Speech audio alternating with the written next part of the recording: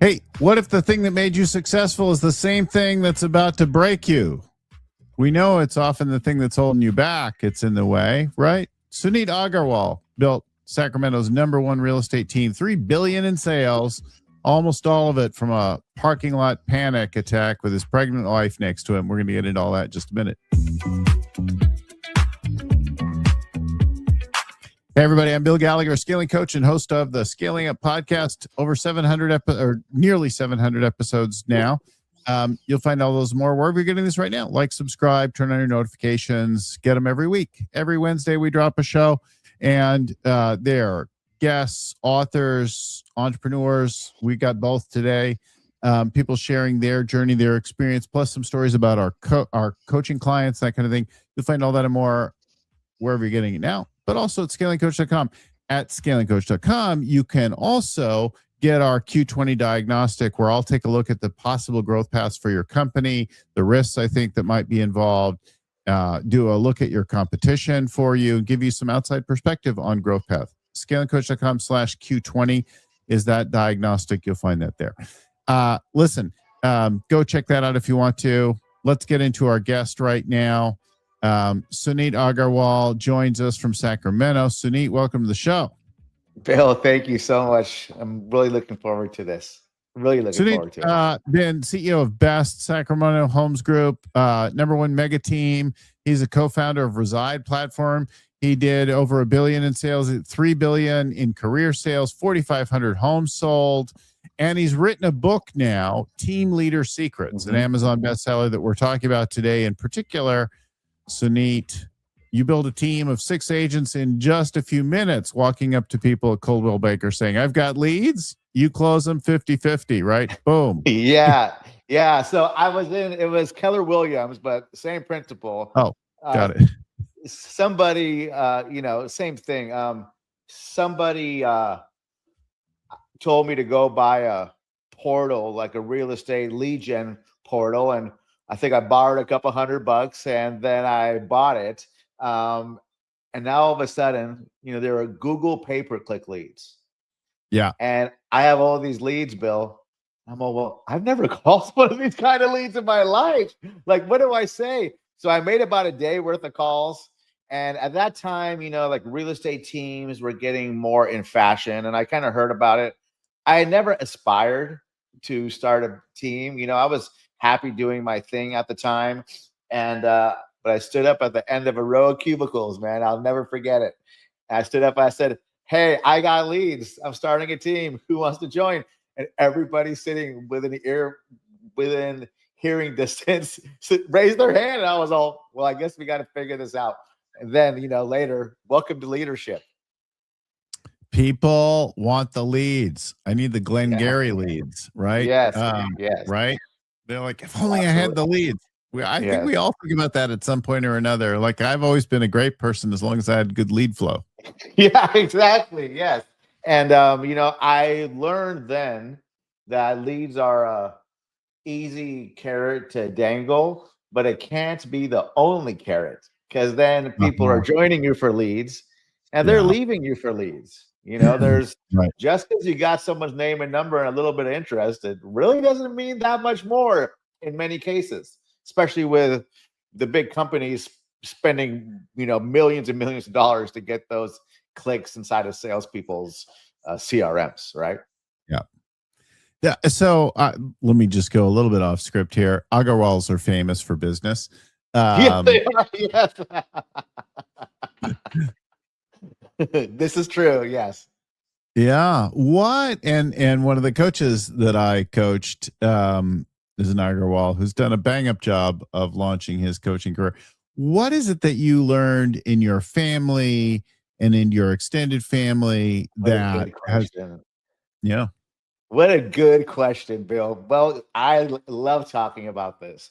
My parents, my mother and my father, were not business owners.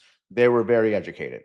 My mom came here like in the 60s, right? She started being a college she was a college professor here in Northern California by the time she was 21. Right? So a lot of education. a lot of formal education. I'm the only person who doesn't have a master's in both lines. And my father, like many other Indian people, was an engineer, right? So, however, they both had entrepreneurship like driving them, right? Like my mom, she went on to get 3 masters. Like, that's a lot. Don't be a Three, slacker. yeah, don't be a slacker, right? She went and got 3 masters, and she was a professor in multiple subjects. And my father, he had definite small business aspirations, but he definitely introduced um, business books and self-development books. And now as an author, I am a product of the self-development books. I've read them all 100 times, right? He gave me Think and Grow Rich when I was like 12, Bill. And I remember getting that book. Yeah. Yep. And I remember going to the last page looking for the secret. I was like, okay, what's the secret? Right. He gave me Tony Robbins tapes at an impactful early point in my sales career, and it changed everything. So that was the impact that my father had on the entrepreneurial journey that I'm, still going down. It's kind of crazy. It's kind of crazy. Yeah.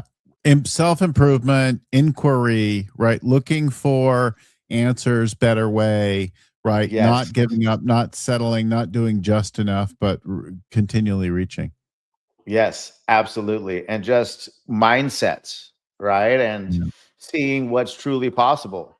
I had, like everybody, I had many challenges in my professional career that, prior to getting into real estate, like I had another life that was something that I encountered really challenging times. And those fundamentals and the mindset and what's possible really kept me going.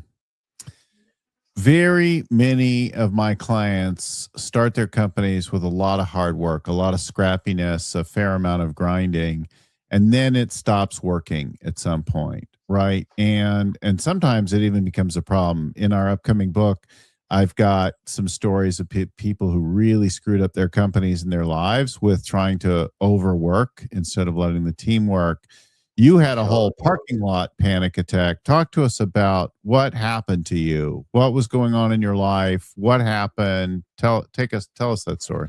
Yeah, it's kind of where a lot of things got into context. It was when I was still a solo agent. I hadn't started any kind of team yet. And I was grinding, right? I was just trying to make that next check. And my wife was with me passenger seat, and it was February, and our daughter was born March 17th, so around the time of this recording, right? It was just her birthday. Yeah. 10 years ago, she just turned 10, and it was 10 years ago in February where I had no money, and we had to go have this baby, and I was worried about having gas to put in my car to get to the hospital when the call came. Something that many independent contractors, business people, have to deal with. And at that point, and I don't know if this is in the book or not, but at that point, I did my first discovery call with a coach, and just the timing was so right. Yeah. And that's what got me into, opening the door to being coached formally like that in that same parking lot. So you're in the parking lot, you're having this anxiety about having the money and all that kind of thing. And then you call the coach, or you decide to call the coach in the parking lot. Yeah, we had a scheduled call. We had a scheduled call in like 30 minutes. So I was sitting there freaking out, and then it just right before the call. And it wasn't, they weren't related, right? However, they both happened just by kismet on that day. Your wife was sitting with you in the car? She was sitting with me, yeah. Well, we had a doctor's appointment or something, and like when you're a realtor, like a new one, you might have your girlfriend, spouse hang out with you all day, right? Yeah. Yeah. So she was right there, pregnant, and I just knew that I knew that something had to change, and that it was going to start with me and direction, right? And one of the first things I learned was, great, effective time management, which I've mastered since, Mm-hmm. and it was so impactful. It really opened the door. So yeah. Mm-hmm. Mm-hmm. How was your wife in that interaction? I like, how much of it did she see? Were you speaking out loud, or was she just there and you having that privately in your own head with your pulse racing and your, like, what was that Yeah. picture? Yeah, it was definitely like inside my own head, right? Like trying to figure it out. I'm a deeply introspective guy, right? And my brain, I think lots of entrepreneurs and high producers, like we're always like the brain is going, right? And Mhm. I'm sure in hindsight, I was catastrophizing a lot of stuff, which is, natural in that high anxiety kind of state.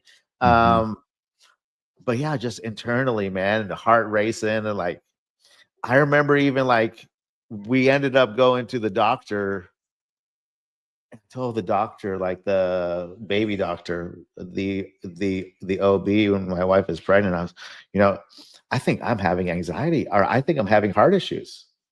Right. Mhm. It was just anxiety from the looseness of the business and being an upcoming father. Right. And that Yeah. was the motivation that just you're gonna have to do this right. Mhm. When our son was born, I had a lot of anxiety about, and there were some health events for my wife as the date approached, right during the pregnancy, and so I was anxious about the health and things like that. But I wasn't thinking about like, oh, it's going to be hard to be a dad, or I'm not going to have money, or things like that. Like I thought about all that as fine. I was worried about this unknown thing, and I felt like health Mm, is fragile and random. Then totally. we had the baby, and he's chill today, but at Okay, 28, good. but he was so overwhelming and so hard. And so a couple of years go by and I'm exhausted being a dad and that kind of thing. And then we are expecting our second child. And I went into a panic over that. I went into a panic, not about money. I went into panic, not about anything, just like personal space and capacity, right? It's total Wow. freak out. And about like, oh, my life is over now. Like me, the individual, like whatever is over. And the most outward visible signs is I went out and I got my pilot's license and I got my scuba certification. Wow. It was an early midlife thing just before my daughter Yes, was born. Cause I'm like, there are things I want for me and I better do them now. So I, totally. I jammed them in there.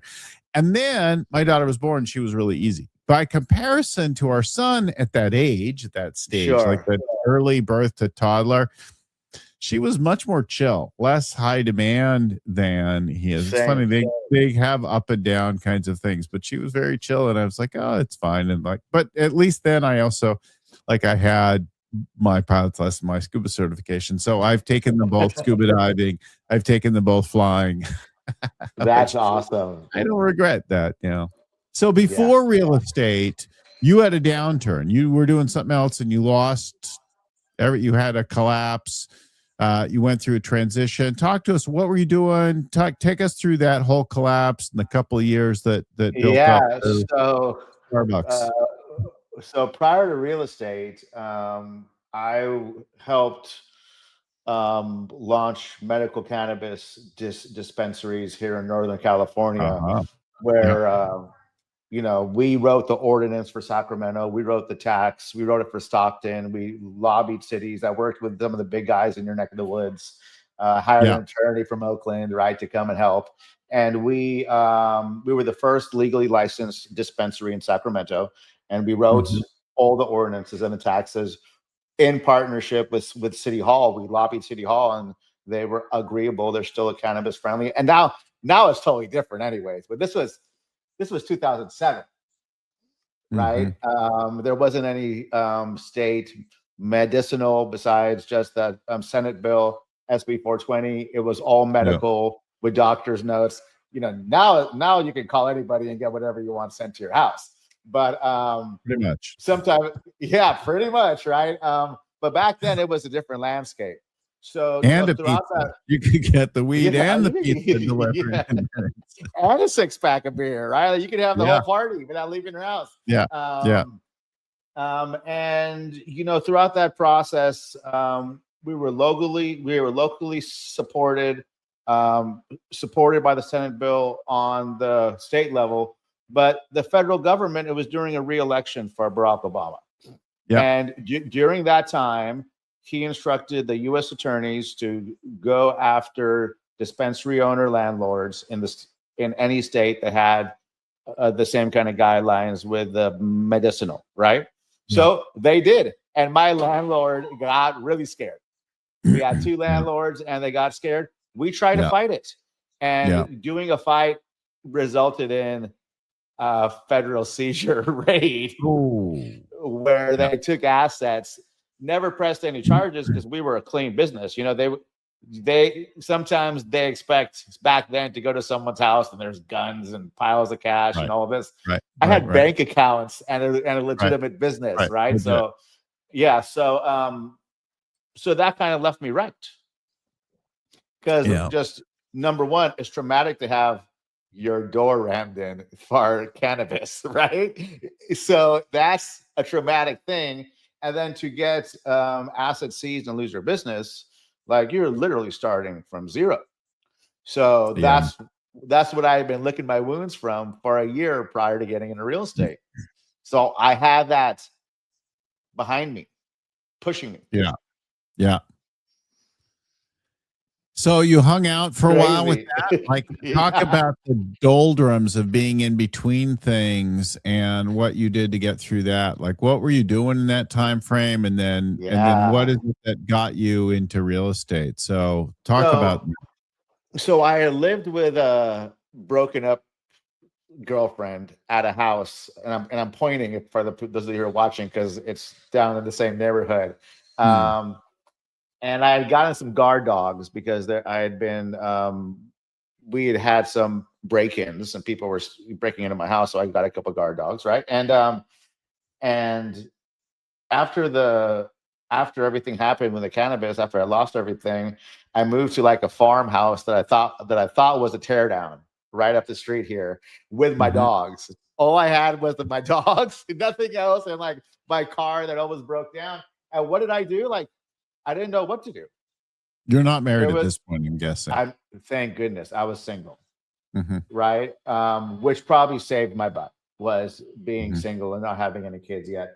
You know what I did, Bill? Is I did some consulting work for different kinds of businesses with my marketing and business scale experience I had, and I worked out. I worked out twice a day, right? And I gym. Working out at home, just gym. I learned how to live for about $2,000 a month, right? And didn't really have any direction. I didn't know what I was going to do. There was a real sense of hopelessness. And one of my good friends had just gotten into real estate a year prior, and we had done some business previously. He's all, "Hey, Suneet, I made a couple $100,000 this year, and you're sitting on your butt like at the gym." I wasn't sitting on my butt. He's like, "And you're just working out. Like, what are you going to do with your life? You're 36 or something, right?"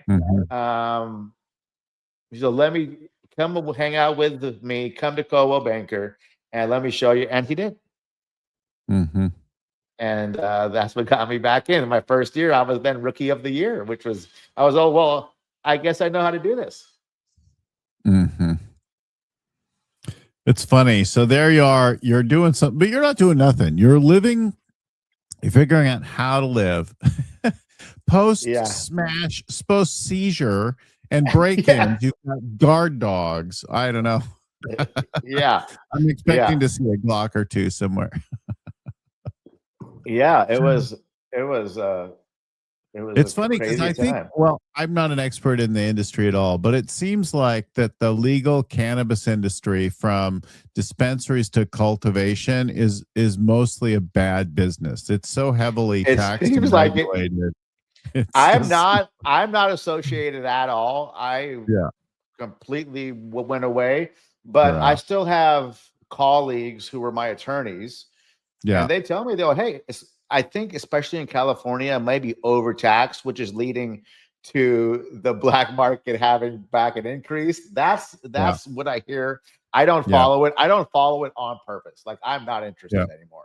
Right. Yeah. Like I had my Disengaged. I'm disengaged. Yeah.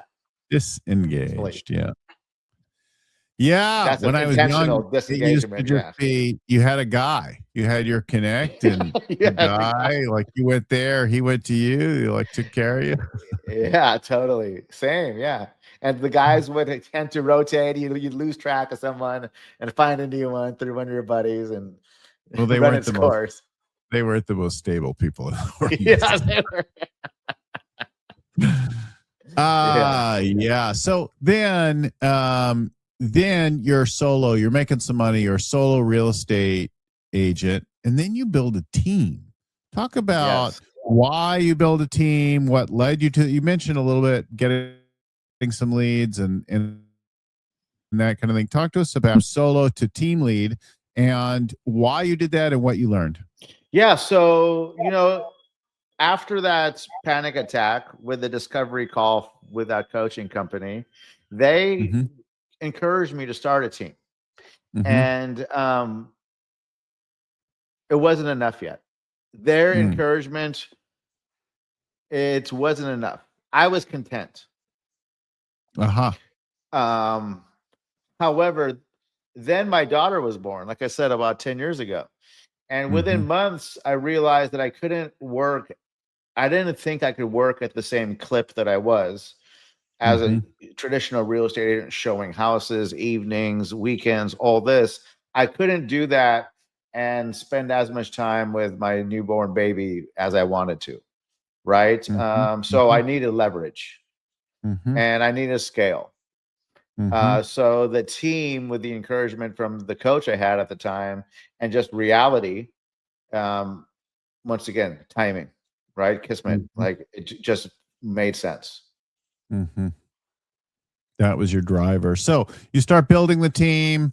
Talk to us about what happens. You said you found people who wanted to be on the, people said yes, but then what? Like, how did that go?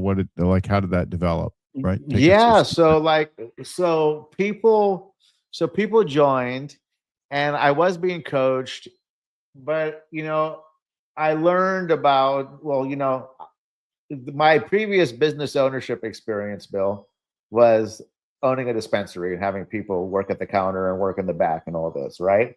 Right. Now I'm leading independent contractors in a more professional field, at least at the time.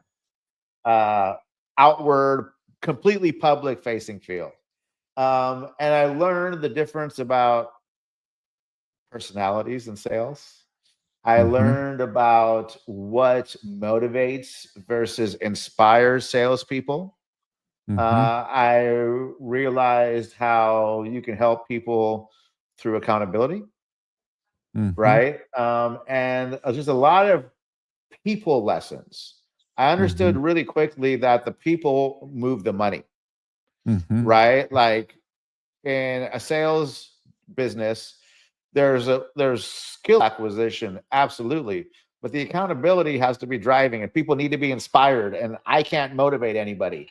So me understanding those things about people early on, through books and coaching and practical experience, it's really allowed me to focus on the things that move the money, the people. We talked about recruiting, right? Like many leaders of a sales organization, the leaders will say, well, my salespeople should want to make more money every year because I want to make more money every year, right? That's like the natural thing to fall into. But if everybody was so focused on growth, then being a leader wouldn't be such an opportunity, right? People get content, and there's nothing that I'm going to tell anybody that's going to inspire them to want to make more money. That's going to motivate them to make more money. They either want it or they don't. Now I can inspire somebody. Well, how can I inspire somebody? Well, from leading from the front, right?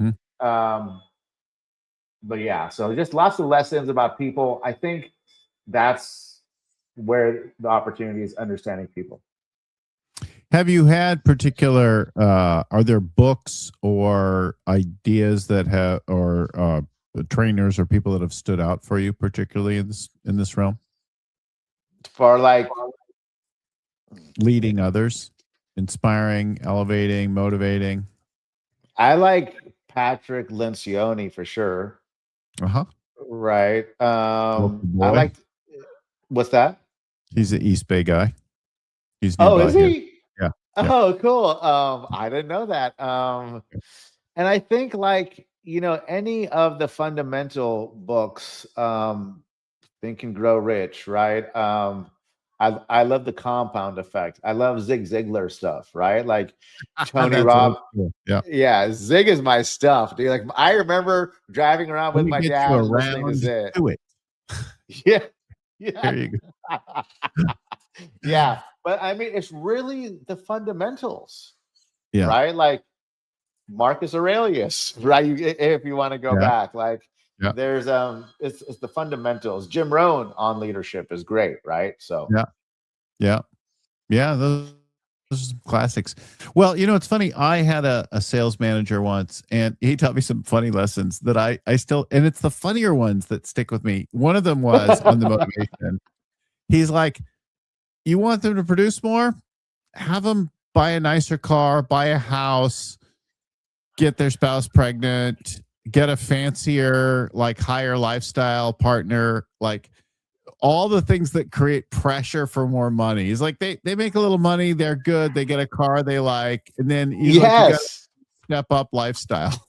Yes, yes. I mean, here's the thing. This is the reality of the world. Is every day people with poor habits leading to poor health go to the doctor. Yeah, Smoke, drug abuse, yeah, yeah, smoke, drugs, excessive alcohol, excessive yeah, weight. Every yeah, single day, thousands of these people go to the doctor, Bill. yeah, And the doctor says, if you do not change your habit, you will die premature. yeah, Yet the behavior of most people doesn't change. In fact, it yeah. only changes about 20% of the time if you want to talk Right. about the Pareto principle. Well, because But the so immediate pleasure of my smoking, drinking, whatever I'm doing yes. outweighs the delayed pain of that suffering of, So of lung motivation, cancer. yes, motivation to live longer is not enough for 80% of the people Mm-hmm. to change their habits. What the hell am I going to tell somebody, Bill, if that's the truth? They don't even Mm-hmm. care about living longer. Mm-hmm. Mm-hmm. I'm going to get them to make extra calls. Are you out of your mind? Mm-hmm. Now, what I can do is take somebody down a path of discovery where they can Mm-hmm. figure out on their own what they need to do the thing that they want, not the thing that I want them to do, but what they want. And then with accountability, help them get there. Right. That's like the only thing I've seen that works. Well, I think you're speaking to the same kind of thing, but so he was just like, just get interested in their life and then encourage them to lead a bigger, fuller life. Right. So Totally. Yeah. I'd talk with him about whatever, and I'd be like, okay, well, it's really great. And well, I'm sure you are hoping for a better apartment someday or a house Yeah. of your own or that kind of thing. So you just like you get interested and curious and related to them as human beings. Then you plant a little seed about something, that Yeah. was the step up or that kind of. That's a pretty cool car. You'll probably like that for the next few months. Like, are you Yes. sick of that one yet? Absolutely. Yeah. I think That's some of so that, funny. and then he does, and then he had another one was if you have to talk to them about personal hygiene, it's a lost cause. Like if they don't know to take a shower, you should just get rid of them. That's funny. That is funny. That is funny. I've never heard that one, but I'm That was a funny gonna one. keep Well, it. Yeah. I like in those days I was running a sales team for a company, and I had I don't know, 10 salespeople, not a big sales team, Sure. and I was probably 24, something like that. So I'm 24, I'm running a Wow. sales team, right? Young team, and most of the people working for, not all of them, but a few of the people working for me are older than me. So he's like trying to talk to me, and I want to explain to them like how to pitch or whatever. He's like, no, we got to deal with the motivation and the personal Yes. habits and the step up, that kind of thing. Years later, I learned something that I believe is a Zig Ziglar thing. And I found it really helpful for me and for some of my clients, but not as many as I would like. And maybe you've encountered What's this one that? too. It's the be, do, have. Okay. The be, do, have. And the be, do, have says a lot of people have it backwards. They think that when they have $1 million or 100 million or a billion or whatever it is, then they will finally do things and they'll be a certain way. Yes.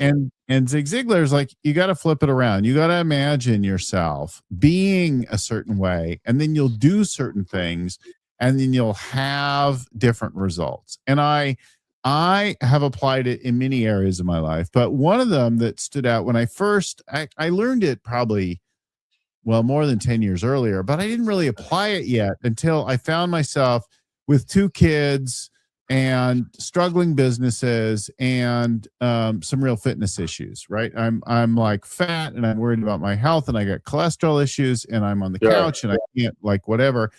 And so I do the exercise at the direction of my coach at the time. And I'm like, well, I have about 40 pounds too many, right? I have bad fitness. I have a gym. I have a personal trainer. I have a fancy gym membership, and includes things like massage and a private locker and laundry service. Like, I had the executive, I had the upscale thing, and yet I don't go. Like, I call in. So what am I doing? I have the personal trainer. I have the gym membership. I have these things. I also have the weight line, the waistline, and the extra pounds, that kind of thing. Sure, and I am the doing or not doing is I'm calling my trainer like a little bit before and saying, hey, I got a thing, I can't get there. And so I'm paying him not to work out. Like, I'll pay your fee anyway, like, but I won't be there. And then I go in my car and I drive through McDonald's or KFC, and I get the supersized meal, and then I take it back to my desk and I keep working through things. So I have stress, and now I'm eating shit, and I'm not working out. And so, and then I'm worried, right, about my health. So I'm being defeated, and I'm being a loser. Yeah. Right. And I am, and really, if I'm honest, my sort of unconscious view that appeared to me in a few minutes is, well, look, I don't have the DNA that those super fit people do, the great athletic. Yeah, the story. You're telling yourself a old story. And so really my goal here is just to live long enough to see my kids grow. And that was kind of heartbreaking, right? Because it was so sad. It's so defeatist, right? That is as much like, eventually I'm going to have a heart attack. So I just want to delay it long enough and be less pathetic, right? And let's not even get into the impacts of my relationship, my self-esteem, and all that kind of thing, absolutely, right? Yes. So what would I do if I had the DNA? What if I had the DNA? What if I had the fitness? What if I had a different waistline, a different scale reading, right? All of that kind of thing. Well, I would do really cool things. I would do extraordinary things. If I was like that, I'd be out there on the Marina Green, like living large. Like, I'd be active and I'd be alive. I'd be inspired. I'd be out there like in the sunshine and living my best life with the view of the Golden Gate Bridge. And then I realized, with whatever DNA I have, I could be active, alive, and inspired. Yes, good. With whatever I got, I could do that. What would I do if I had that? And then I thought, I'd do something amazing. I don't know what it is yet. But the next day, I'm thinking about that. And the next day, I heard this woman talking about running her first marathon.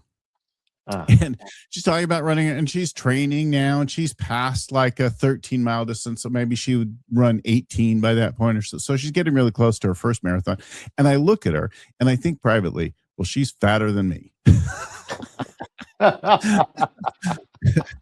and she looks less like athletic than me, but she's running a flipping marathon, and that sounds a little painful to me. So I'm like, I need to do something like that. Something out. It sounded so outrageous. Now it sounds lots of people run marathons, but at the time, as a guy who weighed more and couldn't get off the couch, and I was like, that's so amazing. And I'm like, oh, I should do something like outrageous, not just go to the gym a little bit more, but I should do something outrageous, but I don't want to run a marathon because it sounds a little painful. So I said, you know what I'm going to do? I'm going to run a triathlon. And I'm like, I'm going to run a triathlon. I decided in that moment. And then I told people in the next moment, I think I'm going to run a triathlon, except I didn't know what that was. I knew it wasn't a marathon. It was like a distance event of some kind. It multiple things. It sounded a little more like, I literally easier. Yeah. I knew there was a bike involved, like, it sounded less painful. So I'm like, okay, I'm going to run a triathlon. I told people, and then I looked up, Googled what's a triathlon and what's involved and how do I do that. And then I realized, I gave up on swimming in the 7th grade because I was so pathetic and I didn't know how to swim like properly, like for speed and that kind of thing. So I'm like, but I said now to people that I'm going to run a triathlon, and I'm active, alive, and inspired. So I commit to running a triathlon. I register in a triathlon. I find a triathlon coach and a swim coach, and I start working out every day, and I quit my gym membership. Wow. But I went on to working about 13 hours a week for 11 years, and I did 45 triathlons and a few marathons. 45? Bill, that's a lot. And I lost those pounds, and I look pretty good today. I'm 61 years old now, and I look better than I did when I started that journey. 45 triathlons. Good for you, 45 man. of them, right? That's that be do have kind of thing, right? So that's an old Zig Ziglar thing. That's a powerful story. I find that's really useful. Like, if you had those things, how would you be then? And what would you do with that? Right. And we could actually flip that around and start looking at where the like active, alive, and inspired was the quality that I most admired beyond having the DNA, beyond having the fitness. Right. And that actually shifted my view of the present. Then I needed to commit to something and work on it. And that just was like, I said, I'm going to do it. I declared it publicly. That creates accountability, right? I tell a lot of people now you have some natural accountability. Yes. That's such a great story, man. Commit, thanks for plan, sharing that right? with me. Yeah. Yes. There's like 45 finisher medals and stuff over there in the corner of the office and that kind of thing, right? That's so cool, man. I never had any chance of being in the top 10. I was never good at it. It's about completing it, isn't it? Yeah, it's just about doing it and about setting my own personal goals and the next one and the next one, and the next one. You ever do any there in the Bay there or what? Oh yeah, the one I probably did the most, about 7 times. I did this Escape from Alcatraz triathlon. That's what I was going to ask. Alcatraz, and you bike all around the city and you run along the beach and up and down the sand ladder. And it's a pretty grueling non-standard event, but it's stunningly beautiful. Right. And then you look at it and you're like, I'm a master of all that. I can swim in. Yes. I was in the city last weekend on St. Patrick's Day and it was beautiful. Yeah. Oh yeah, I went out to go wingsurfing on St. Patrick's Day, and we went to a concert at the Warfield. It was a good time. Yeah. All right. Well, we've covered a lot of interesting things here, and let's tackle one more maybe 2 more little things as we wrap up. But let's talk about recruiting and building bringing the people in, and then the culture that keeps them there. Yeah, so bringing people in, if you want to grow your business, you must have more people work for you, right? So you do, I mean, sales business, right? Not if you own a store or a restaurant, don't hire unnecessarily, right? Or some kind of right. But we hire 1099 contractors. There is still cost. Yes, there is still cost. Yeah. So recruiting should be seen as one of the major levers of growth, right? And you must it's lead gen. Like you Yeah. need to generate leads, you need to market. It's a less conventional kind of marketing funnel compared to buying and selling houses, right? Yeah. Because there's Yeah. licensing that's involved. So you must be talking to people if you want to recruit licensed agents. So you need to make calls. You need to be good at organic and paid marketing. You know how to send the emails. Yeah. You know stuff that Yeah. we Yeah. both tell people to do. And then you have to have a frictionless process to get people in, and you have to get them productive in a 1099 environment as fast as possible. Mm-hmm. Right? Like every day that people don't get the opportunity to do business is one day they're closer to walking out the door, right? Yeah. So culture, like there's a quote that I learned from somebody, like, is eagles don't want to hang around turkeys. It's probably on one of those accessories posters or something. Yeah, right. That one's like at the back of the rack, right? Yeah. But eagles don't want to hang around with turkeys. When you're in a 1099 type of environment with culture, the culture is dictated by the people who are on the W-2 payments, because they actually come in every day because they have to, right? Yeah. So that they're the holders of the culture. So they should be collaborative and giving and be seen as a steward to helping the salespeople get That's more of interesting. what Yeah. needs to happen. Yeah. Yeah. Certain people being more important to the culture. Any specific elements of culture that you use or like to use? I mean, Moments in time, structures. culture is such like a buzzword, or at least it was, especially prior to COVID. I feel like people quit talking about culture when more people started working from home. Yeah. But at the same time, like a great culture happens when a lot of people are working around each other. Post Yeah. COVID, California, me and you are both working from home, right? I have a beautiful office. I haven't been there in 3 weeks. I don't know about you. But but as the employees or the stewards, because they have to show up, how do you have culture around people who don't have to be anywhere? And it's funny because it comes back into spending time together. If you Mm-hmm. want to increase the culture in your sales organization, do an Mm-hmm. activity offsite. I Mm-hmm. don't care if you go like axe throwing or get a happy hour with some potato skins and mini pizzas at the local cafe, right? At the Mm-hmm. local bar. Um, Mm-hmm. and, let the relationships build in this post COVID type of environment to really see what you can do with culture. Mm-hmm.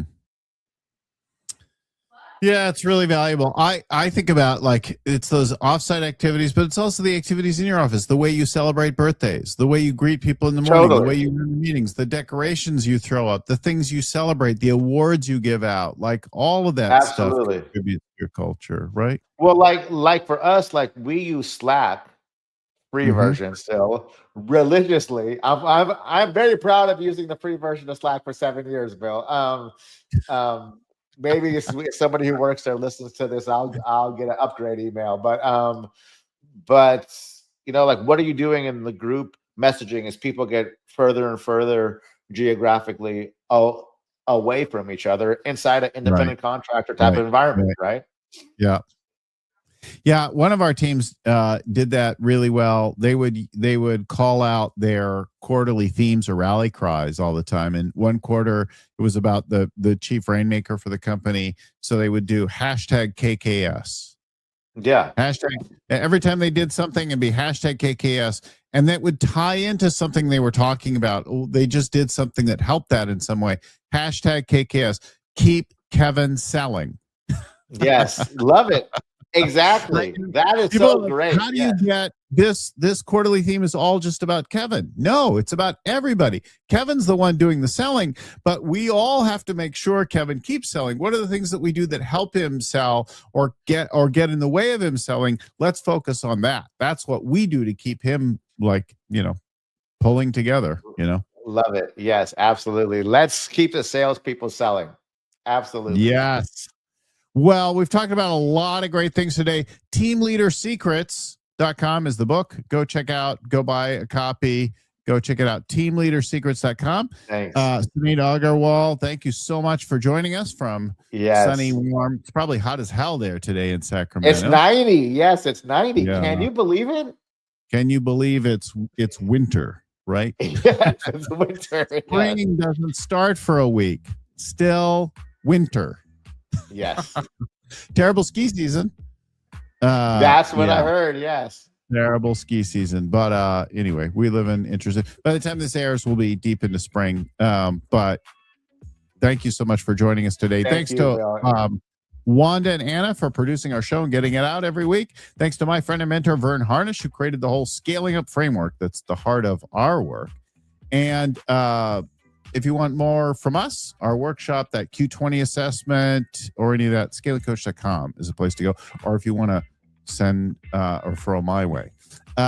So all that and more, scalingcoach.com. Thanks again for watching, for listening. Until next time, keep scaling.